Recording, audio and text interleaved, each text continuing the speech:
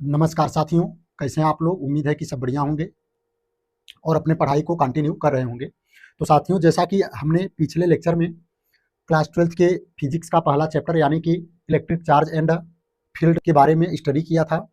तो जो पिछला हमने वीडियो प्रोवाइड किया था वह इस चैप्टर का लेक्चर 1 था, जिसमें हमने कुछ बेसिक बातें बताई थी आपको। और ये आज का चैप्टर 1 का लेक्चर 2 है। इसमें हम लोग आवेश के कुछ प्रॉपर्टीज और आवेशन की विधियां यानी मेथड ऑफ चार्जिंग के बारे में स्टडी करेंगे। तो दोस्तों, आवेश के प्रॉपर्टी के बारे में भी हमने थोड़ा सा चर्चा किया था। उसमें एक प्रॉपर्टी शायद हमने बताया भी था कि रिपल्सन और अट्रैक्शन यानी कि आकर्षण तथा प्रतिकर्षण वाला। तो आज हम उन प्रॉपर्टीज को बताने से पहले थोड़ा सा चार्ज के बारे में और कुछ जानकारी प्राप्त कर लेते हैं, जिससे आपको वे सब प्रॉपर्टी अच्छे ढंग से समझ में आए। तो सबसे पहले हम देखते हैं, एक होता है मूल आवेश, जिसको इंग्लिश में फंडामेंटल चार्ज कहते हैं। ये क्या होता है? ये बहुत ही महत्वपूर्ण टॉपिक है, क्योंकि ये पहले वाले चैप्टर में या अन्य चैप्टर्स में भी कई जगह यूज होता रहता है। तो साथियों, मूल आवेश एक वह न्यूनतम आवेश है जिसे और कम आवेश को उत्पन्न कर पाना संभव नहीं है। हमने क्या बोला? मूल आवेश का मतलब वह न्यूनतम आवेश यानी वह कम से कम आवेश जिससे और कम आवेश को उत्पन्न कर पाना संभव नहीं है। इसका मतलब हुआ कि मूल आवेश आवेश का सबसे न्यूनतम मान है। अगर हम सोचें कि इससे और कम आवेश को किसी वस्तु पर उत्पन्न कर ले तो वह संभव नहीं है, अर्थात इससे कम आवेश को उत्पन्न नहीं कर पाएंगे। तो मूल आवेश को ई से डिनोट करते हैं। इसका वैल्यू होता है 1.6 इंटू 10⁻⁻19 कूलम्स। सीमेंस कूलाम या कूलम्स बोल सकते हैं इंग्लिश में।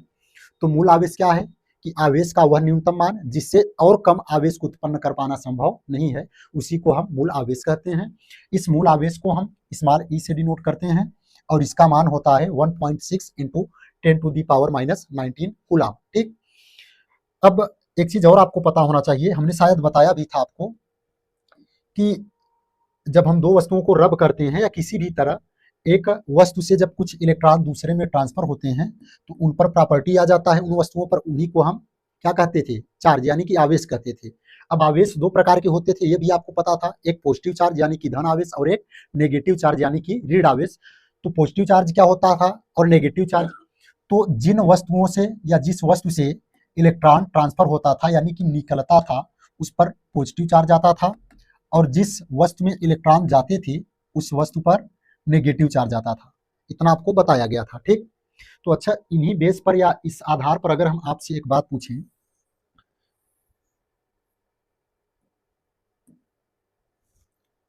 कि मान लीजिए आपके पास ये दोनों कोई एक ऑब्जेक्ट हैं, दो ऑब्जेक्ट हैं, हम बना दे रहे हैं यहाँ।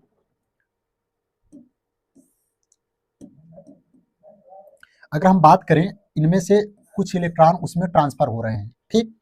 तो क्या इसके मास यानी कि द्रव्यमान में कुछ चेंजिंग यानी कि बदलाव होगा? हमने क्या बोला कि हमारे पास दो ऑब्जेक्ट हैं, एक यहाँ जो व्हाइट से बनाया और एक जो थोड़ा येलो टाइप से बनाया। अगर हम कह दें कि इस पहले वाले ऑब्जेक्ट से दूसरे में कुछ इलेक्ट्रॉन ट्रांसफर हो रहे हैं तो इनमें क्या होगा? तो पहली बात तो आप ये बोलेंगे कि जिसमें से इलेक्ट्रॉन निकल रहा है उसमें कौन चार्ज आएगा? Positive charge. और जिसमें इलेक्ट्रॉन जा रहा है उसमें कौन चार्ज आएगा? Negative charge. ठीक। ये आपको क्लियर हुआ। और दूसरी बात हमने क्या आपसे पूछा, क्या इनके मास में कुछ चेंज होगा यानी कि बदलाव होगा? जाहिर सी बात है, मास में बदलाव होगा ही। और किस प्रकार का बदलाव होगा यानी मास बढ़ेगा या घटेगा? तो देखिए, पहले से इलेक्ट्रॉन निकल रहे हैं और जा कहाँ रहे हैं? दूसरे में। तो इलेक्ट्रॉन क्या होते हैं? छोटे छोटे पार्टिकल्स होते हैं यानी कि कण होते हैं। अब जब किसी वस्तु से कुछ कण यानी कि पार्टिकल निकल रहे हैं तो उसका मास यानी कि द्रव्यमान कम तो होगा ही। तो इस प्रकार हम कह सकते हैं कि पहले का जो मास होगा वह कम होगा, मास मीन्स द्रव्यमान कम होगा, और दूसरे का द्रव्यमान क्या होगा? बढ़ेगा, यानी कि इसके द्रव्यमान में क्या होगा? वृद्धि होगा। क्या होगा? वृद्धि होगा। ठीक। तो इतना बातें आपको क्लियर हुआ। ठीक। अब हम चलते हैं, कुछ प्रॉपर्टीज हैं जो आवेशों के, उनके बारे में देख लेते हैं। तो इसमें आवेश के प्रॉपर्टी कई थे, उसमें से हम एक आपको बता भी दिए थे, फिर आज इसको रिवाइज करा दे रहे हैं कि पहला प्रॉपर्टी क्या था? आकर्षण तथा प्रतिकर्षण यानी कि अट्रैक्शन एंड रिपल्सन। आपको बताया गया था कि अगर दो एक समान यानी कि समान प्रकृति के चार्ज हों, समान प्रकृति का मतलब कि या तो दोनों पॉजिटिव या तो दोनों नेगेटिव, तब ये एक दूसरे को रिपेल करेंगे यानी कि प्रतिकर्षित करेंगे। क्या हमने बोला कि यदि दो आवेश समान प्रकृति के हों यानी कि दोनों या तो पॉजिटिव ही हों या तो दोनों नेगेटिव हों, तो वे क्या करेंगे, एक दूसरे को रिपेल करेंगे। रिपेल का मतलब होता है प्रतिकर्षित करना, यानी एक दूसरे को दूर की ओर धक्का देंगे। ठीक, कब, जब दोनों समान प्रकृति के होंगे तब। और अगर यदि ये दोनों विपरीत प्रकृति के हों, अर्थात एक पॉजिटिव हो तो दूसरा नेगेटिव हो, तो ये एक दूसरे को अट्रैक्ट करेंगे, यानी एक दूसरे को अपनी ओर खींचेंगे। ये था अट्रैक्शन और रिपल्सन, यानी कि आकर्षण तथा प्रतिकर्षण। ये आवेश का पहला प्रॉपर्टी था। ठीक, अब अगला वाला प्रॉपर्टी हम देखते हैं, सेकंड, दूसरा क्या है, आवेश का क्वांटीकरण यानी कि क्वांटिजेशन ऑफ चार्ज। ये क्या होता है, तो साथियों अभी हमने आपको बताया कि जो आवेश होता है उसका न्यूनतम मान जिसको हम उत्पन्न कर सकें उसको क्या बोलते थे, मूल आवेश। मूल आवेश क्या है, आवेश का एक न्यूनतम मान है, यानी कि इससे और कम आवेश को हम उत्पन्न नहीं कर सकते। अच्छा, अगर हम बात करें कि दो वस्तुओं को जब भी हम रब करेंगे यानी कि रगड़ेंगे तो एक से दूसरे में कुछ इलेक्ट्रॉन ट्रांसफर होंगे, तो इस प्रकार उन वस्तुओं पर कुछ न कुछ आवेश प्रोड्यूस होगा, यानी कि उत्पन्न होगा। और अगर हम बोले वह कम से कम कितना उत्पन्न होगा, तो आप बोलेंगे कि कम से कम वह मूल आवेश ई के बराबर उत्पन्न होगा। क्योंकि मूल आवेश होता ही है क्या, क्योंकि मूल आवेश क्या होता है कि वह कम से कम आवेश जिससे और कम आवेश को हम उत्पन्न नहीं न कर पाए, वही मूल आवेश है। तो हम बोले कि जब दो वस्तुओं को हमने रब किया, रगड़ा, तो दोनों पर कम से कम कितना आवेश उत्पन्न हो सकता है, तो आप बोलेंगे मूल आवेश ई के बराबर। ठीक, अगर हम बोले कि हो सकता है मूल आवेश से कुछ ज्यादा आवेश उत्पन्न हुआ हो, तब कितना आवेश उत्पन्न होगा, तो अब आपको अगर पता हो तो आप बताएंगे कि इस मूल आवेश का 2 गुना, या तो इसी मूल आवेश का 3 गुना, या तो इसी मूल आवेश का 4 गुना। इसी प्रकार जितना भी आवेश अधिकतम उत्पन्न होगा वह इसी मूल आवेश का पूर्ण गुणज के रूप में प्राप्त होगा। पूर्ण गुणज का मतलब हुआ कि एक कंप्लीट नंबर, यानी कि होल नंबर, यानी कि जो भी यहाँ रहेगा पूर्ण गुणज के साथ में इसका गुणांक वो एक होल नंबर हो, यानी कि पूर्ण संख्या हो, यानी कि वो डेसिमल में न हो, दशमलव में न हो, या तो 1e हो, 2e हो, 3e हो, 4e हो, 5e हो। ठीक, इसी प्रकार NE, N का मतलब नंबर ऑफ इलेक्ट्रॉन यहाँ है, अभी बताएंगे आपको। N का मतलब यहाँ कोई भी एक होल नंबर होगा, यानी कि 1 2 3 4 5 6, यहाँ जीरो भी हो सकता है। अगर कोई इलेक्ट्रॉन ट्रांसफर नहीं हुए तो यहाँ चार्ज जीरो होगा, तो N का वैल्यू जीरो रख देंगे, तो N इंटू ई, यानी जीरो इंटू ई क्या आ जाएगा, जीरो आ जाएगा, यानी उस पर कोई चार्ज नहीं प्रोड्यूस होगा। तो ये हुआ क्वांटिजेशन। कहने का मतलब ये हुआ कि जब भी किसी वस्तु पर आवेश उत्पन्न होगा तो वह मूल आवेश के पूर्ण गुणज के रूप में प्राप्त होगा, यानी कि इसी के पूर्ण गुणज के रूप में, यानी कि 1e 2e 3e 4e या NE के रूप में प्राप्त होगा। कभी ऐसा नहीं होगा कि 1.5e, यानी कि मूल आवेश का 1.5 गुना या मूल आवेश का 2.5 गुना, ऐसा कभी नहीं उत्पन्न होगा। जब भी आवेश उत्पन्न होगा तो कैसा उत्पन्न होगा, मूल आवेश का एक पूर्ण गुणज होगा। पूर्ण का मतलब हुआ कि वहां पूर्ण संख्या होना चाहिए। ठीक, ये था क्वांटिजेशन ऑफ चार्ज।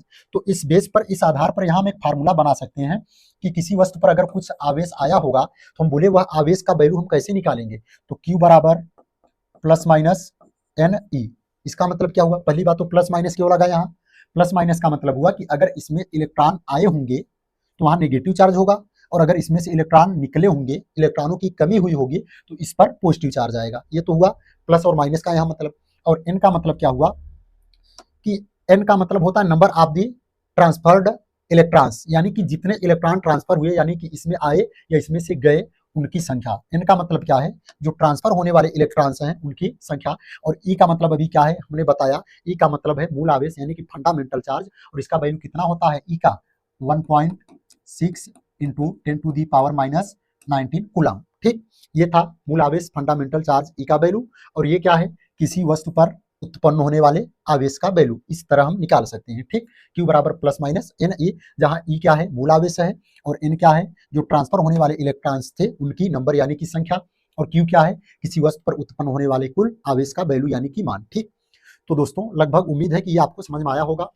अब चलते हैं अपने नेक्स्ट प्रॉपर्टी, यानी कि आवेश का अगला गुण क्या है। तो अगला प्रॉपर्टी है साथियों आवेश का संरक्षण, यानी जिसको कंजर्वेशन ऑफ चार्ज बोलते हैं। क्या, कंजर्वेशन ऑफ चार्ज। संरक्षण का मतलब होता है कोई चीज का सुरक्षित होना, यानी कि न तो वो नष्ट हो और न तो वो किसी प्रकार से उत्पन्न हो। ठीक, तो क्या है ये प्रॉपर्टी आवेश का संरक्षण। मान लेते हैं साथियों कि ये हमारे पास एक ग्लास का राड है, यानी कि कांच का एक छड़ है, और ये एक सिल्क यानी रेशम का कपड़ा है। हमने अभी इनको सेपरेट रखा, अलग रखा, यानी कि इसमें जितने प्रोटॉन्स हो रहे होंगे, यानी कि इसमें जितने प्रोटॉन्स रहे होंगे उतने ही इसमें इलेक्ट्रॉन है। तो इसका मतलब क्या हुआ कि इस पर अभी कोई चार्ज नहीं है, क्योंकि साथियों जितने प्रोटॉन उतने इलेक्ट्रॉन है। प्रोटॉन पर होता है पॉजिटिव चार्ज और इलेक्ट्रॉन पर होता है नेगेटिव चार्ज। तो जितने प्रोटॉन उतने ही इलेक्ट्रॉन हैं, तो ये एक दूसरे के चार्ज को यानी कि आवेश को कैंसिल कर देंगे, जिससे इस पर कोई आवेश अभी नहीं है। तो अगर हम बोले इस पर आवेश यानी मान लेते हैं Q1 है तो इस Q1 का वैल्यू क्या होगा 0।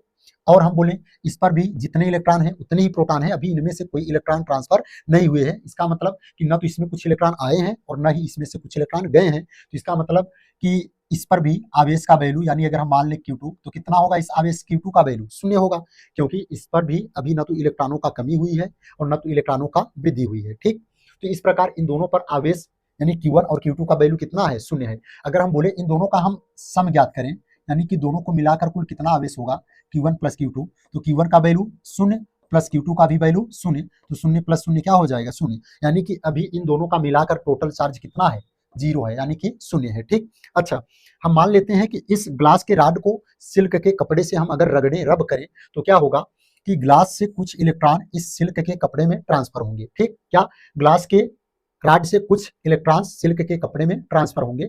तो जब ग्लास से कुछ इलेक्ट्रॉन सिल्क में गए तो ग्लास में कौन चार्ज आएगा पॉजिटिव चार्ज और सिल्क में कौन चार्ज आएगा नेगेटिव चार्ज। अच्छा, इसमें से कितने चार्ज या सॉरी कितने इलेक्ट्रॉन गए, तो देखिए 1 2 3 4 5 6 7 8, 8 पॉजिटिव का सिंबल यहाँ लगा है। इसका मतलब हुआ कि इसमें से 8 इलेक्ट्रॉन उसमें गए होंगे। ठीक, कितने इलेक्ट्रॉन 8।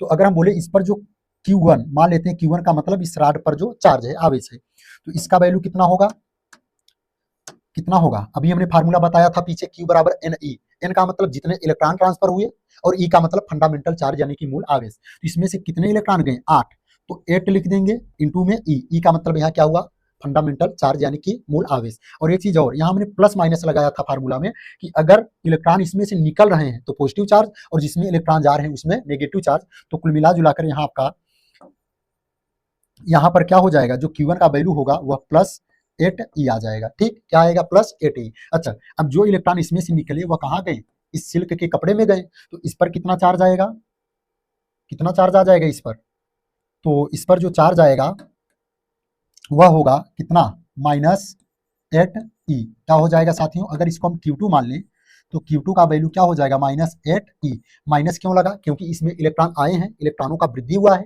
और कितने इलेक्ट्रॉन आए 8, कितने इलेक्ट्रॉन आए 8, जितने इलेक्ट्रॉन वहां से निकले होंगे उतने ही इलेक्ट्रॉन तो आएंगे। तो 8 इलेक्ट्रॉन निकला था तो इसमें 8 इलेक्ट्रॉन आएगा। और ये E क्या लगा दिया हमने यहाँ फंडामेंटल चार्ज, क्योंकि फार्मूला क्या था Q बराबर NE, तो N माने जितने इलेक्ट्रॉन आए या इसमें से गए वो, और E माने फंडामेंटल यानी कि मूल आवेश। ठीक, तो अगर हम अब बात करें कि जिस प्रकार हमने यहाँ दोनों को रब करने से पहले जोड़ा था दोनों का चार्ज यानी कि Q1 और Q2 का वैल्यू, तो कितना आया था दोनों का टोटल चार्ज मिलाकर 0। ठीक, अच्छा अगर हम अब बात करें कि दोनों को मिलाकर थोड़ा सा अब हम इनको ऐड करें तो कितना आ जाएगा यहाँ Q1 का वैल्यू प्लस Q2 का वैल्यू।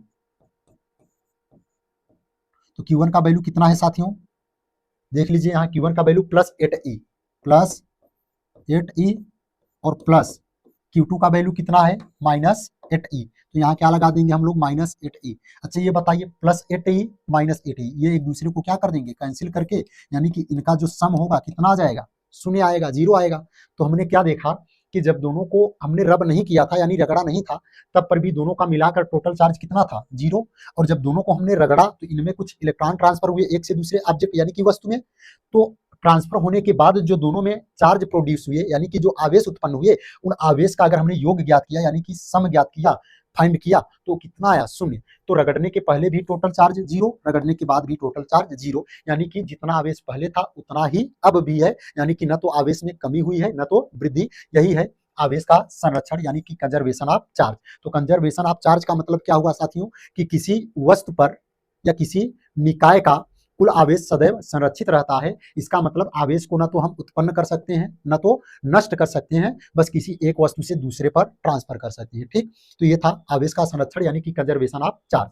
तो अब हम चलते हैं अगले प्रॉपर्टी की ओर जो है आवेशों की योज्यता यानी कि एडिटिविटी ऑफ चार्जेस। ठीक, तो ये क्या होता है कि मान लेते हैं कोई एक वस्तु है या एक निकाय है, निकाय का मतलब कि कई वस्तुओं का एक हम कलेक्शन ले लें। जैसे आप लोग कंप्यूटर ऑपरेट करते होंगे या देखे होंगे तो वहाँ कंप्यूटर में एक मॉनिटर होता है, सीपीयू होता है, कीबोर्ड होता है और माउस होता है। तो इन सभी को मिलाकर हम एक सिस्टम बोलते हैं कंप्यूटर सिस्टम, और उसी सिस्टम को हिंदी में निकाय बोलते हैं। निकाय का मतलब कई वस्तुएं हों उनको मिलाकर हम निकाय बोल सकते हैं। ठीक, तो अगर कोई वस्तु है या निकाय है उस पर कुछ चार्जेज हैं, मान लेते हैं कि एक Q1 है, क्या है Q1, फिर कहीं Q2 है, फिर कहीं Q3 है और इसी प्रकार कहीं Qn है। Qn का मतलब किसी तरह के जितने भी चार्ज हों तो हम बोलेंगे कि इस पूरे का टोटल चार्ज बताइए। तो जो टोटल चार्ज Q होगा, जो टोटल चार्ज Q होगा वो कैसे आएगा, इन सब का हम एल्जेब्राइक सम फाइंड कर लेंगे। एल्जेब्राइक सम का मतलब होता है बीजगणितीय योग। बीजगणितीय योग का मतलब होता है साथियों कि जो संख्या या जो भी वैल्यू जिस चिन्ह के साथ रहे, यानी कोई पॉजिटिव में रहता है कोई नेगेटिव में, तो उन्हीं चिन्ह के अनुसार उनको हम जोड़ लेते हैं। यही होता है बीजगणितीय योग यानी कि एल्जेब्राइक सम।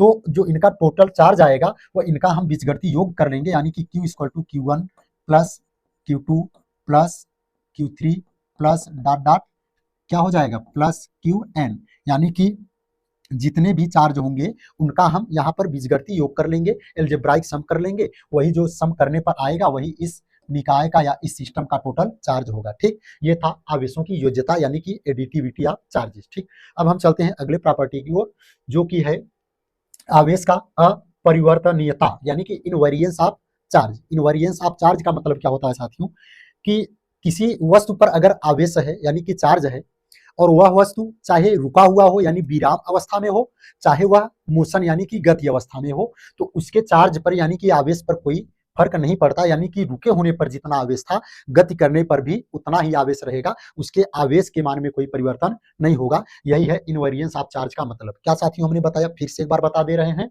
कि अगर कोई वस्तु है उस पर कुछ चार्ज हो और वह वस्तु चाहे रुका हो और चाहे कहीं गति कर रहा हो, तो उसके आवेश पर कोई भी बदलाव नहीं होगा। यानी कि जितना रुके होने पर चार्ज था, आवेश था, उतना उस वस्तु के गति करने पर भी चार्ज रहेगा, उसमें कोई बदलाव नहीं होगा। ठीक, ये था इनवेरिएंस ऑफ चार्ज। अब अगला प्रॉपर्टी क्या है हमारा साथियों, देखिए अगला प्रॉपर्टी को बताने से पहले थोड़ा सा एक चीज यहाँ आपको बता दें। वैसे तो ये आपके सिलेबस में नहीं है, लेकिन फिलहाल हम बता दें कि जैसे ये कोई ऑब्जेक्ट है, पेन है, मार्कर है, जो भी कह लीजिए, अगर इसका कुछ भी मास है, द्रव्यमान है, स्थिर होने पर जितना द्रव्यमान रहेगा, हम बोले अगर इसी को हम कहीं फेंकें यानी कि इसको गति कराएं किसी भी तरह से, तो क्या इसका द्रव्यमान उतना ही रहेगा जितना गति करने से पहले यानी स्थिर होने पर था?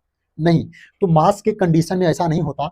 अगर मान लेते हैं किसी वस्तु का ऑब्जेक्ट किसी वस्तु का जो मास है वह स्थिर अवस्था में है एम नॉट, कितना है स्थिर अवस्था में एम नॉट, और अगर हम बोले वह भी वेग से यानी वेलोसिटी से कहीं गति करे, भी वेलोसिटी यानी वेग से गति करे, तो उसका जो नया मास आएगा, जो द्रव्यमान होगा, क्या होगा, तो उस द्रव्यमान के लिए ये जो एम है, एम का मतलब नया द्रव्यमान, नया द्रव्यमान का मतलब जब गति करेगा तो गति करने पर इसका द्रव्यमान कुछ न कुछ बदल जाता है, तो बदल जाने के बाद इसका द्रव्यमान कितना होगा, वो एम का वैल्यू कैसे निकालेंगे, एम नॉट का वैल्यू का मतलब हुआ कि जब गति नहीं कर रहा था उस कंडीशन में इसका मास यानी कि द्रव्यमान कितना था, और बटे में यानी डिनोमिनेटर में अंडर रूट में क्या है 1 माइनस वी स्क्वायर बटे में सी स्क्वायर, जहां वी स्क्वायर क्या है इस वस्तु का ऑब्जेक्ट का वेलोसिटी यानी कि वेग, और सी स्क्वायर क्या है, यहाँ सी माने है निर्वात में प्रकाश की चाल, जिसका वैल्यू क्या होता है 3 गुणे 10 की घात 8 मीटर पर सेकेंड। ठीक, ये होता है।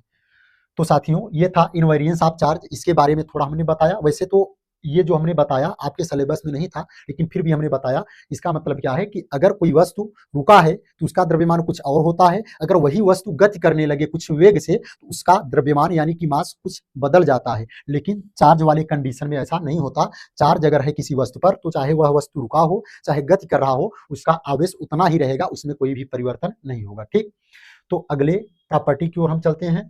आवेश के गुण में अगला जो प्रॉपर्टी है, यहाँ इसका कोई नाम तो नहीं है, बस इसके बारे में एक फैक्ट है क्या कि अगर कोई चार्ज रुका हो, v इक्वल टू क्या हमने यहाँ लिखा है 0, v मतलब वेलोसिटी यानी कि वेग, वेग कितना है यहाँ 0, वेग 0 होने का मतलब कि कोई वस्तु है जिस पर आवेश है, वह वस्तु गति नहीं कर रहा है, वह वस्तु गति नहीं कर रहा है, यानी कि रेस्ट पोजीशन में है, यानी कि रुका है। तो इस कंडीशन में क्या होगा साथियों कि यह जो वस्तु होगा वह केवल और केवल विद्युत क्षेत्र को उत्पन्न करेगा। किसको उत्पन्न करेगा साथियों? विद्युत क्षेत्र। और अभी हम आगे पढ़ेंगे कि विद्युत क्षेत्र होता क्या है और इसको किस अक्षर से डिनोट करते हैं। तो फिलहाल अभी हम बता देते हैं कि विद्युत क्षेत्र को हम ई अक्षर से डिनोट करते हैं। तो इसलिए हमने पूरा विद्युत क्षेत्र वर्ड में न लिखकर केवल वेक्टर ई लिख दिया कि यानी कि जब कोई आवेशित वस्तु का मतलब होता है साथियों कि जिस वस्तु पर आवेश आया हो कहीं न कहीं से, उसी को हम आवेशित वस्तु बोलते हैं। और हमने यहाँ ये बताया कि अगर कोई आवेशित वस्तु है, चार्ज्ड ऑब्जेक्ट है, उसका वेग अगर 0 है, यानी कि वह गति नहीं कर रहा है, तो वह केवल और केवल क्या उत्पन्न करेगा? विद्युत क्षेत्र, यानी कि इलेक्ट्रिक फील्ड प्रोड्यूस करेगा केवल। ठीक, अगर वही ऑब्जेक्ट यानी कि वही आवेशित वस्तु कुछ गति करने लगे और वो भी कांस्टेंट वेलोसिटी से, यानी कि एक समान स्पीड से, एक बराबर स्पीड से, यानी कि उसका जो वेग है यानी कि स्पीड है वह कभी कम या तेज न हो, जितना है उतना ही रहे, तब क्या होगा, तब ये दो चीज को प्रोड्यूस करेगा, उत्पन्न करेगा। एक तो विद्युत क्षेत्र यानी वेक्टर ई, और प्लस एक चीज और क्या, चुंबकीय क्षेत्र, जिसको हम वेक्टर बी से डिनोट करते हैं। क्या बताया साथियों हमने कि अगर आवेशित वस्तु कुछ निश्चित वेग से यानी कि एक समान वेग से गति करे तो वह दो चीजों को प्रोड्यूस करेगा, उत्पन्न करेगा, एक विद्युत क्षेत्र वेक्टर ई और एक चुंबकीय क्षेत्र वेक्टर बी, ठीक। और अगर यही आवेशित वस्तु गति करे लेकिन कांस्टेंट स्पीड से नहीं, बल्कि कुछ वेरिएबल स्पीड से, वेरिएबल का मतलब यानी उसका जो वेग है या स्पीड है कह लो, वह कभी कम हो कभी तेज हो, तब क्या होगा, तब ये तीन तीन चीजें प्रोड्यूस करेगा, उत्पन्न करेगा। कौन कौन सी चीजें, एक तो ये विद्युत क्षेत्र वेक्टर ई तथा चुंबकीय क्षेत्र वेक्टर बी, और एक चीज और इलेक्ट्रोमैग्नेटिक वेव। हमने क्या बोला, इलेक्ट्रोमैग्नेटिक वेव, यहाँ इसको EMW लिख दे रहे हैं, इलेक्ट्रोमैग्नेटिक वेव, इसका मतलब विद्युत चुंबकीय तरंग, ठीक। क्या क्या उत्पन्न करेगा, प्रोड्यूस करेगा साथियों, इलेक्ट्रिक फील्ड, एक मैग्नेटिक फील्ड और इलेक्ट्रोमैग्नेटिक वेव, यानी कि विद्युत क्षेत्र, चुंबकीय क्षेत्र और विद्युत चुंबकीय तरंग, ठीक। ये तीनों चीजों को उत्पन्न करेगा कब, जब वह आवेशित वस्तु एक वेरिएबल स्पीड से गति करे, यानी कि कभी उसका स्पीड स्लो हो कभी तेज हो, ठीक। तो उम्मीद है कि ये सब प्रॉपर्टी आपको समझ में आए होंगे। अब हम चलते हैं अपने अगले टॉपिक की ओर, जो है पदार्थ यानी कि मटेरियल्स। तो हम इलेक्ट्रिसिटी के यूनिट में या चैप्टर में किसी भी पदार्थ को, मटेरियल्स को तीन कैटेगरी में डिवाइड करते हैं, जिसमें से पहला कैटेगरी है यानी कि पहला जो भाग है कंडक्टर, जिसको हम चालक कहते हैं, और दूसरा अचालक, जिसको हम इंसुलेटर बोलते हैं, और तीसरा है अर्धचालक, जिसको हम सेमीकंडक्टर बोलते हैं, ठीक। तो ये क्या होते हैं, इसमें से चालक क्या होता है, चालक माने वे पदार्थ जिनमें आवेश का या विद्युत धारा का प्रवाह आसानी से हो सके। हमने क्या बोला, ऐसे पदार्थ जिनमें विद्युत धारा का प्रवाह आसानी से हो सके उन्हीं को हम चालक यानी कि कंडक्टर कहते हैं। जैसे यहाँ हमने कुछ एग्जांपल्स भी, उनके नाम तथा चित्र भी दे दिए हैं, एक कॉपर, गोल्ड यानी कि सोना, और ग्रेफाइट यानी कि जो पेंसिल के अंदर जो काले रंग का पदार्थ होता है वही होता है ग्रेफाइट, और उसके बाद वाटर यानी कि पानी। तो ये सब क्या है, कंडक्टर है यानी कि चालक है, अर्थात इनमें विद्युत धारा का प्रवाह आसानी से हो सकता है, ठीक। और एक चीज और बताएं कि जो ये वाटर है इसमें कुछ न कुछ अशुद्धियां होनी चाहिए, यानी कि इसमें कुछ न कुछ पार्टिकल्स होने चाहिए, तभी ये कंडक्टर का काम करेगा। अगर मान लो कि पानी एकदम प्योर हो, एकदम शुद्ध हो, इसमें कोई भी पार्टिकल्स किसी अशुद्धियों के ना हो, तो इसमें करंट प्रवाहित नहीं होगा, तब ये कंडक्टर नहीं कहा जाएगा, ठीक। तो ये सब चीजें क्या है, कंडक्टर यानी चालक हैं। अब अचालक क्या होता है, यानी कि इंसुलेटर या नॉन कंडक्टर क्या होते हैं, ऐसे पदार्थ जिनमें धारा का प्रवाह या आवेशों का प्रवाह बिल्कुल ना हो, यानी आवेश थोड़ा सा भी प्रवाहित ना हो, उन्हीं को हम कहते हैं अचालक यानी कि इंसुलेटर। जैसे ऊल है, ऊल का मतलब होता है ऊन, ऊन जानते होंगे आप लोग। ऊन में अगर हम करंट प्रवाहित करना चाहें, क्या करंट प्रवाहित होगा, नहीं। अगर ऊन में करंट प्रवाहित होता होगा तो क्या हमें मतलब था कि हम इतने महंगे तारों को, कापर का तार या जो भी तार लेते हैं हम अपने घरों में वायरिंग करते हैं, तब तो हम ऊल यानी कि ऊन ही लेते, सस्ते में खरीद लेते, उन्हीं से वायरिंग कर लेते। लेकिन हमें पता है कि जो ऊन होता है ये क्या है, इंसुलेटर है, यानी कि इसमें करंट का फ्लो यानी प्रवाह नहीं होता, इस प्रकार ये क्या है, अचालक है, ठीक। इसी प्रकार वुड यानी कि लकड़ी, और भी सूखी लकड़ी, गीली नहीं, हरी लकड़ी नहीं, सूखी, अगर सूखी लकड़ी होगा तो उसमें धारा का प्रवाह नहीं होगा, इस प्रकार ये क्या कहलाएगा, आपका अचालक यानी कि इंसुलेटर। इसी प्रकार आप जानते होंगे प्लास्टिक और रबर, ये सब भी क्या है, इंसुलेटर हैं, अर्थात इनमें धारा का प्रवाह नहीं होता, ठीक। अब अगला वाला क्या है, अर्धचालक, जिसको हम सेमीकंडक्टर बोलते हैं। अर्धचालक क्या है, ऐसे पदार्थ जिनमें धारा का प्रवाह हो लेकिन कम मात्रा में हो। हमने क्या बोला, ऐसे पदार्थ जिनमें धारा का प्रवाह हो लेकिन कम मात्रा में, और वो भी एक चीज अगर इसमें हम और बताना चाहें तो नॉर्मल कंडीशन में इनमें धारा का प्रवाह नहीं होता, लेकिन कुछ इनका अगर हम टेम्परेचर बढ़ा दें तो इनमें धारा का प्रवाह होने लगता है, इन्हीं को हम बोलते हैं सेमीकंडक्टर। हमने क्या बोला, सेमीकंडक्टर क्या है, ऐसे पदार्थ जिनमें नॉर्मल कंडीशन में धारा का प्रवाह न हो, लेकिन अगर उनका टेम्परेचर यानी कि तापमान बढ़ा दिया जाए तो उनमें धारा का प्रवाह होने लगता है, इन्हीं को हम कहते हैं सेमीकंडक्टर यानी कि अर्धचालक, ठीक। अच्छा, इसको एक तरह से हम और पढ़ सकते हैं या कह सकते हैं कि ऐसे पदार्थ जिनकी चालकता चालक से कम हो तथा अचालक से अधिक हो। चालकता का मतलब होता है, इसको इंग्लिश में कंडक्टिविटी बोलते हैं, यानी कि विद्युत प्रवाहित होने को ही चालकता बोलते हैं, यानी विद्युत चालन बोलते हैं। तो हमने बोला कि ऐसे पदार्थ जिनमें या जिनकी चालकता चालक से कम हो, यानी उसमें यानी कि उसमें जो आवेश प्रवाहित हो रहा है या करंट प्रवाहित हो रहा है वह चालक से कम प्रवाहित हो और अचालक से कुछ ज्यादा प्रवाहित हो, उन्हीं को हम अर्धचालक या सेमीकंडक्टर कहते हैं। इनके भी कुछ उदाहरण हैं, जैसे सिलिकॉन, जर्मेनियम तथा ये गैलियम आर्सेनाइड और ये गैलियम नाइट्राइड। ठीक, ये सब क्या है, सेमीकंडक्टर यानी कि अर्धचालक के एग्जांपल्स हैं। ठीक, अब चलते हैं अगले टॉपिक की ओर, यानी कि आवेशन की विधियां, यानी method of charging. Method of charging इसका मतलब क्या है कि हम किसी भी वस्तु को कितने तरीकों से या कितने विधियों से आवेशित कर सकते हैं, यानी कि चार्ज कर सकते हैं, उसी के बारे में हमें जानना है। तो हम किसी वस्तु को 3 तरीकों से आवेशित कर सकते हैं। हमने क्या बोला, हम कोई भी वस्तु हो उसे हम 3 तरीकों से आवेशित कर सकते हैं। उनमें से जो पहला मेथड है या तरीका है वह है हमारा घर्षण विधि, यानी कि फ्रिक्शन। और फ्रिक्शन वाला कोई नई बात नहीं है, इसके बारे में हम लोग पहले ही स्टडी कर चुके हैं कि जब दो वस्तुओं को हम रब करते हैं, जैसा कि हमने डायग्राम में दिखाया है, तो एक से कुछ इलेक्ट्रॉन दूसरे वस्तु में ट्रांसफर होते हैं, जिससे उन वस्तुओं पर क्या एक प्रॉपर्टी प्रोड्यूस हो जाता है। उन्हीं प्रॉपर्टी को हम क्या कहते हैं, चार्ज, यानी कि आवेश। और जिस वस्तु से इलेक्ट्रॉन निकलता है उस पर पॉजिटिव चार्ज आता है। कौन चार्ज आता है, पॉजिटिव चार्ज। और जिस पर इलेक्ट्रॉन जाता है उस पर नेगेटिव चार्ज आता है। ठीक, ये आप इतना समझे ही थे, फिर हमने बताया। यही था फ्रिक्शन मेथड, यानी कि घर्षण विधि। अर्थात हम किसी वस्तु को एक तो घर्षण विधि से आवेशित कर सकते हैं। ठीक, अब इसका अगला वाला मेथड क्या है, दूसरा मेथड है चालन विधि, यानी कि जिसको कन्वेक्शन मेथड बोलते हैं। तो ये चालन विधि क्या होता है साथियों, तो इसके लिए आपको बताएं कि अगर मान लीजिए हमने यहाँ डायग्राम में आपको दिखाया है कि हमारे पास अगर 2 टंकियां हों, हम बोले कि अगर 2 टंकियों में, दोनों टंकियों को अगर हम किसी पाइप से कनेक्ट कर दें, जोड़ दें, जैसा ऊपर एक पाइप द्वारा जुड़ा है, तो इसमें क्या पानी प्रवाहित होंगे, होंगे या नहीं होंगे, पहले तो ये बताइए। तो आप लोग बोलेंगे पानी का प्रवाह होगा ही। ठीक, अच्छा, पानी का प्रवाह कब तक होगा। पहली बात तो यहाँ पानी का प्रवाह हो क्यों रहा है, क्योंकि एक में पानी ज्यादा भरा है और एक में पानी कम भरा है। ठीक, इसलिए हो रहा है। और ये पानी कब तक प्रवाहित होंगे, क्या जब दोनों में पानी बराबर आ जाए, नहीं।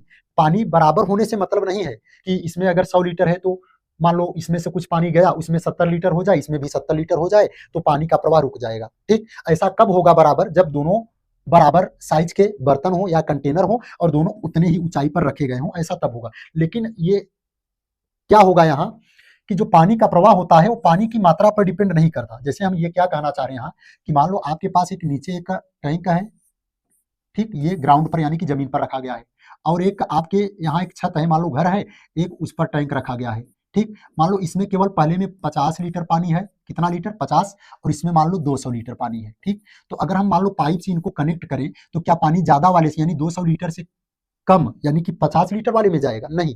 यहाँ पानी जो है उसका प्रवाह मात्रा पर डिपेंड नहीं करता, वह पानी के ऊंचाई पर डिपेंड करता है, यानी कि जिसका लेवल ज्यादा रहेगा, ऊंचा जो ज्यादा रहेगा, वहां से वो कम ऊंचाई की ओर प्रवाहित होगा। यानी जो पानी का प्रवाह है वह किस चीज पर डिपेंड करता है, अधिक ऊंचाई से कम ऊंचाई की ओर प्रवाहित होता है, यानी कि ये ऊंचाई के अंतर पर डिपेंड करता है। यानी कि जहां से पानी को हम जोड़े हैं, मतलब 2 बर्तन हैं, अगर दोनों के ऊंचाइयों में कुछ अंतर है तब तो पानी अधिक ऊंचाई से कम ऊंचाई की ओर प्रवाहित होगा। अगर दोनों बर्तनों की ऊंचाइयों में कोई अंतर नहीं है तो पानी कहीं भी प्रवाहित नहीं होगा, भले से किसी में पानी ज्यादा किसी में कम हो। ठीक, तो इसी प्रकार अगर हम 2 वस्तुओं को जोड़ें जिन पर आवेश हो, क्या हो, आवेश हो, यानी कि चार्ज हो, तो चार्ज भी एक वस्तु से दूसरे पर प्रवाहित होते हैं, यानी कि फ्लो होते हैं।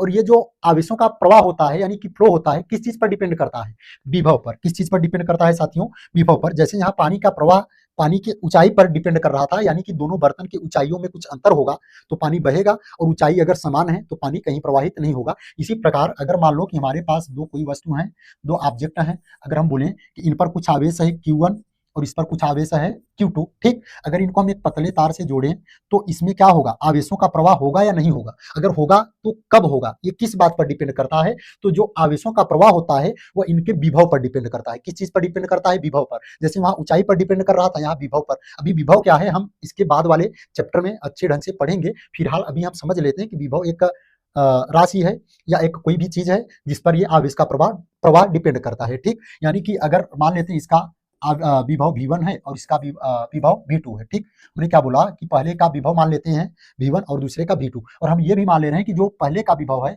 वह क्या है, ज्यादा है। ठीक, तो जिसका विभव ज्यादा होगा उधर से कुछ आवेश कम वाले विभव की ओर प्रवाहित होते हैं। ठीक, तो हमारे कहने का मतलब कि जो आवेश का प्रवाह होता है यानी फ्लो होता है वह किस चीज पर डिपेंड करता है, विभव पर। यानी कि जिसका विभव ज्यादा होगा उधर से कुछ आवेश कम विभव की ओर प्रवाहित होंगे, आवेश इसका भले से कम हो, आवेश की मात्रा पर डिपेंड नहीं करता। आवेश का मात्रा कम हो या ज्यादा हो उससे कोई मतलब नहीं, बस जिसका विभव ज्यादा होगा उधर से आवेश कम विभव की ओर प्रवाहित होगा। ठीक, तो हम यहाँ ये देख रहे थे चालन विधि क्या था कि चालन विधि में हम यहाँ दो वस्तुएं लेंगे। कितने वस्तुएं लेंगे? दो। एक हम लेते हैं जिस पर कुछ चार्ज हो और एक लेते हैं जिस पर कोई चार्ज नहीं हो, यानी कि वह अनावेशित हो यानी कि उदासीन हो। देखिए यहाँ हमने लिखा है न्यूट्रल मेटल।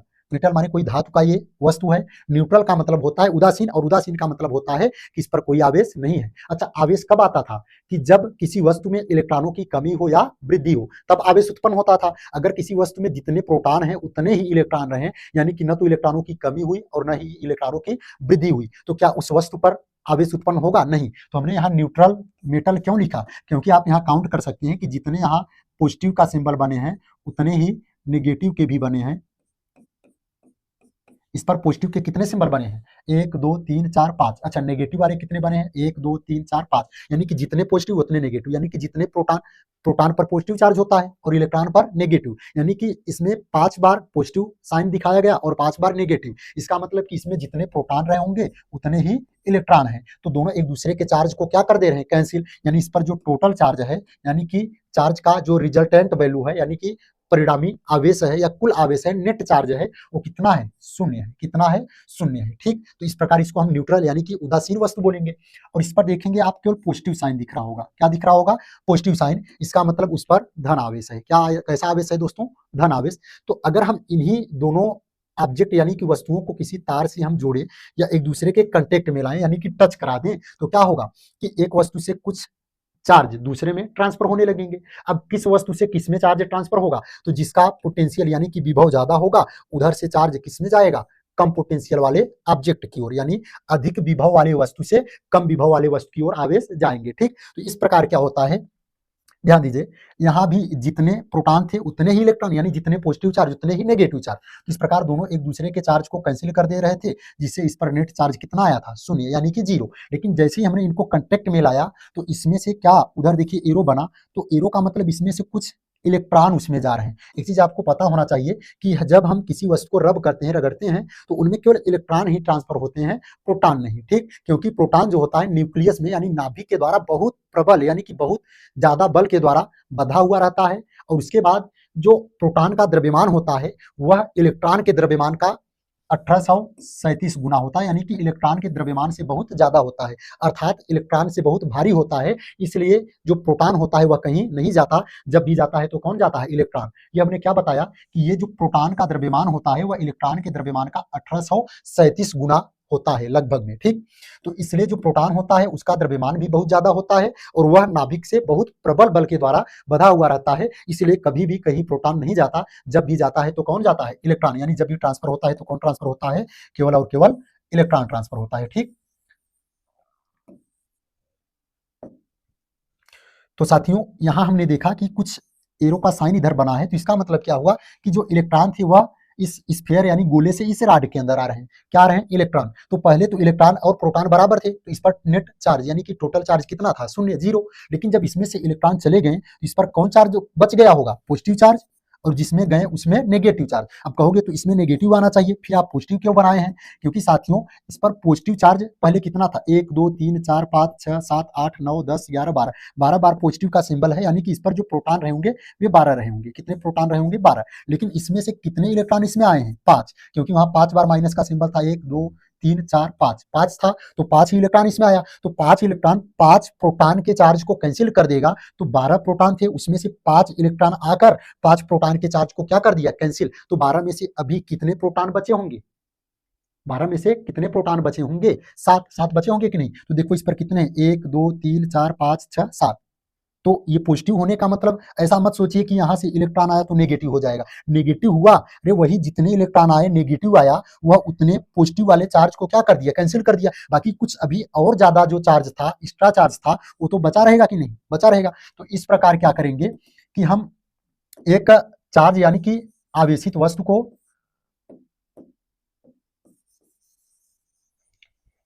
तो साथियों इसमें क्या होता है कि हम एक आवेशित वस्तु लेते हैं, यानी कि जिस पर कोई चार्ज हो, चाहे पॉजिटिव चार्ज हो चाहे नेगेटिव चार्ज हो, और इसको हम किसी न्यूट्रल मेटल या न्यूट्रल बॉडी यानी कि उदासीन वस्तु से कांटेक्ट में लाते हैं, यानी कि टच कराते हैं। तो क्या होगा कि जो अधिक विभव वाला वस्तु था उससे कुछ आवेश कम विभव की ओर ट्रांसफर होने लगते हैं, जिससे जिस वस्तु पर कोई चार्ज नहीं था उस पर भी कुछ न कुछ चार्ज आ जाता है, और इस मेथड को हम चालन विधि यानी कि कंडक्शन मेथड कहते हैं। ठीक, अब अगला वाला हम विधि देखेंगे और वो बहुत ही इंपॉर्टेंट यानी कि बहुत ही बढ़िया है। क्या है अगला विधि? प्रेरण विधि, जिसको हम इंडक्शन मेथड बोलते हैं। क्या है साथियों? प्रेरण विधि यानी कि इंडक्शन मेथड। तो इसमें क्या होता है कि एक हम कोई भी हम चार्ज्ड ऑब्जेक्ट लेते हैं। चार्ज्ड ऑब्जेक्ट का मतलब जिस पर कुछ ना कुछ चार्ज रहे, चाहे पॉजिटिव चार्ज हो चाहे नेगेटिव चार्ज हो। वहां हमने बनाया कि एक हमने क्या लिया है, यहाँ एक रॉड लिया यानी कि छड़ लिया, उस पर पॉजिटिव चार्ज है। ठीक, अब उस रॉड को एक हम उदासीन वस्तु के पास लाते हैं। उदासीन वस्तु का मतलब हुआ कि एक ऐसा वस्तु जिस पर कोई चार्ज ना हो, यानी उस पर आवेश कितना हो, शून्य हो, यानी कोई आवेश ही ना हो। आप कहोगे फिर आप यहाँ प्लस माइनस क्यों बनाए, कोई आवेश नहीं था। तो इसका मतलब ये हुआ कि जितना प्लस है उतना ही इस पर क्या है, माइनस है। जितना प्लस उतना माइनस। कितना प्लस थे? 1 2 3 4 5, 1 2 3 4 5। तो जितना प्लस उतना माइनस, यानी कि दोनों मिलकर एक दूसरे को कैंसिल कर देंगे। इस प्रकार इस पर टोटल यानी कि नेट चार्ज कितना है, 0 है, शून्य है। तो इसका मतलब क्या हुआ कि इस पर कोई आवेश नहीं है।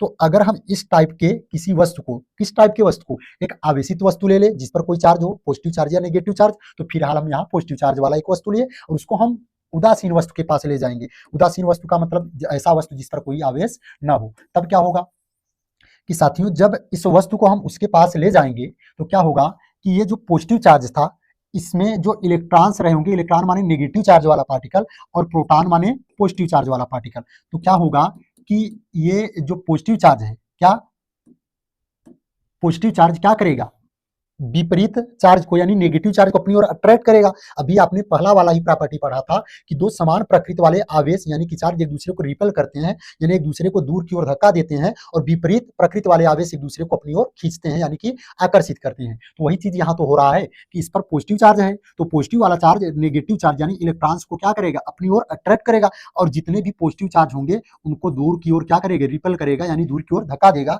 तो जिससे पॉजिटिव चार्ज दूर की ओर चला जाएगा दूसरे साइड, और जितने भी नेगेटिव चार्ज है वो पहले साइड। अच्छा, एक चीज यहाँ ये बताना चाहेंगे कि जो ये वस्तु था आवेशित वाला, उसको हम इस उदासीन वस्तु से टच नहीं कराए हैं, केवल थोड़ा नजदीक लाए हैं, एक दूसरे के थोड़ा समीप लाए हैं, लेकिन टच नहीं कराए हैं। ठीक, ये ध्यान देना। अगर टच करा देंगे तो उसको प्रेरण विधि नहीं बल्कि वो तो चालन विधि बोलने लगेगी उसको। ठीक, यहाँ हम केवल नजदीक ला रहे हैं। अच्छा, तब क्या होगा, इस प्रकार हमने देखा कि जब एक आवेशित वस्तु को दूसरे वाले अनावेशित वस्तु के पास लाएं तो दूसरे अनावेशित वस्तु के पहले साइड पर जो आवेशित वस्तु के साइड था उस पर विपरीत आवेश आ गया, यानी इस पर अगर प्लस था तो उस पर माइनस आया, अगर यहाँ माइनस रहा होता तो इस पर क्या आता, प्लस, और दूसरे साइड समान चार्ज आता है। समान का मतलब अगर प्लस है तो पहले साइड माइनस यानी विपरीत आवेश, और दूसरे साइड प्लस यानी कि वही जो उस पर था वही सेम आवेश। ठीक, ऐसा होता है। अब क्या करते हैं, हम इसको थोड़ा सा अर्थिंग कर देते हैं। अर्थिंग का मतलब इस वस्तु को हम अर्थ से यानी कि पृथ्वी से जमीन से जोड़ देते हैं, एक तार द्वारा इसको जमीन से क्या करते हैं, जोड़ देते हैं। तो आपको पता होना चाहिए कि जो हमारा अर्थ है, पृथ्वी है, वह एक बहुत बड़ा कंडक्टर है, यानी कि एक बहुत बड़ा चालक है। उसमें असंख्य मात्रा में बहुत क्या है, इलेक्ट्रॉन्स हैं, इलेक्ट्रॉन्स और प्रोटॉन भी हैं। ठीक, तो क्या होगा कि जब हम इनको इस वस्तु को, अभी इसमें इलेक्ट्रॉन भी थे प्रोटॉन भी थे, इलेक्ट्रॉन एक साइड आ गए, प्रोटॉन एक साइड चले गए, तो क्या होगा कि इसको अगर हम जब अर्थ से कनेक्ट कर देंगे, जोड़ देंगे, तो ये जो पॉजिटिव चार्ज थे यहाँ दूसरे साइड, वो क्या होंगे, अर्थ से कुछ इलेक्ट्रॉनों को अपनी ओर अट्रैक्ट करेंगे। अर्थ से यानी जमीन से कुछ अपनी ओर इलेक्ट्रॉनों को क्या करेंगे, अपनी ओर अट्रैक्ट करेंगे, खींचेंगे।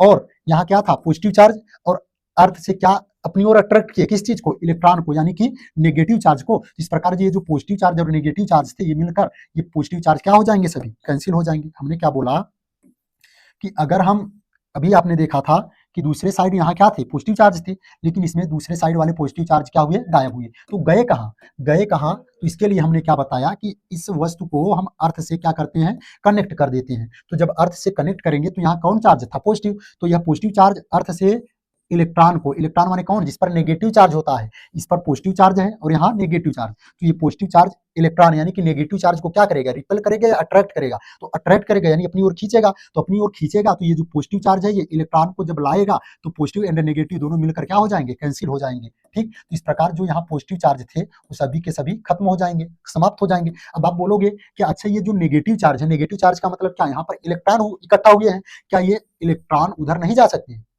ये भी तो हो सकता है, जा सकते थे, तो ये क्यों नहीं गए फिर, तो ये क्यों नहीं गए, क्योंकि इनके पास में एक क्या रखा गया है, धन आवेशित वस्तु, यानी एक वस्तु है जिस पर धन आवेश है और यह धन आवेश इन इलेक्ट्रॉनों को अपनी ओर क्या किए रहेगा, अट्रैक्ट किए रहेगा, यानी अपनी ओर खींचे रहेगा, जिससे ये इलेक्ट्रॉन इस बल से बंधे रहेंगे, जिसके वजह से ये कहीं नहीं जा पाएंगे। ठीक, नहीं तो अगर ये वाले वस्तु को हम हटा लेते तो ये इलेक्ट्रॉन भी पृथ्वी में चले जाते, यानी कि अर्थ में चले जाते, जिससे इस पर कोई चार्ज नहीं बचता, यानी आवेश यानी चार्ज का टोटल वैल्यू कितना हो जाता, 0। ठीक, इसलिए ये जो ऑब्जेक्ट है, वस्तु है आवेशित वाला, वह इन इलेक्ट्रॉनों को अपनी ओर अट्रैक्ट किया है, जिससे ये इलेक्ट्रॉन अर्थ में नहीं जा पा रहे हैं और अभी भी इस पर नेगेटिव चार्ज है। ठीक, अब क्या करते हैं अगले वाले स्टेप में कि हम जो यहाँ ग्राउंड से अर्थिंग किए थे, यानी जमीन से हम एक तार द्वारा जोड़े थे, उस अर्थिंग को हम हटा देते हैं। ठीक, अब अर्थिंग से हटा दिए तो क्या होगा यहाँ, अब अगर हम अर्थिंग से हटा दिए, हटाने के बाद अगर हम चाहें इस आवेशित वस्तु को यहाँ से हम हटा दें, दूर ले चले जाएं, तो क्या ये इलेक्ट्रॉन जमीन में जा पाएंगे? नहीं, क्योंकि जब हमने अर्थिंग को हटा दिया, यानी जमीन में जाने के लिए कोई माध्यम ही नहीं बचा, यानी कोई तार या कोई चालक पदार्थ ही नहीं है जुड़ा जमीन से इससे, तो कैसे जा पाएंगे इलेक्ट्रॉन, यानी कि जो नेगेटिव चार्ज है जा पाएगा नहीं। तो इस प्रकार इस पर जो नेगेटिव चार्ज है वह बचा रह जाएगा। ठीक, तो यही था प्रेरण यानी कि इंडक्शन मेथड। क्या था कि देखिए हमने शुरू में एक चार्ज्ड बॉडी लिया, यानी कि एक आवेशित वस्तु लिया और एक अनावेशित वस्तु लिया जिस पर कोई आवेश नहीं था, फिर इनके साथ हमने कुछ क्रिया कराया, यानी क्रियाकलाप किया, तो हमने देखा कि लास्ट में जिस पर कोई आवेश नहीं था उस पर भी एक आवेश आ गया, और वो भी ऋण आवेश, यानी कि अगर पहले पर धन आवेश था तो दूसरे पर ऋण आवेश आया, और अगर पहले पर हम ऋण आवेश लिए होते तो दूसरे पर कौन आवेश आता, धन आवेश। ठीक, तो यही था हमारा प्रेरण विधि, इंडक्शन मेथड, और ये तीसरा मेथड था। ठीक, तो आज का हमारा यही टॉपिक था कि प्रॉपर्टीज ऑफ चार्ज, यानी कि आवेश के गुण, और मेथड ऑफ चार्जिंग, यानी कि आवेशन की विधियां। तो आज के लिए बस इतना ही, फिर मिलते हैं कल, तब के लिए जय हिंद जय भारत।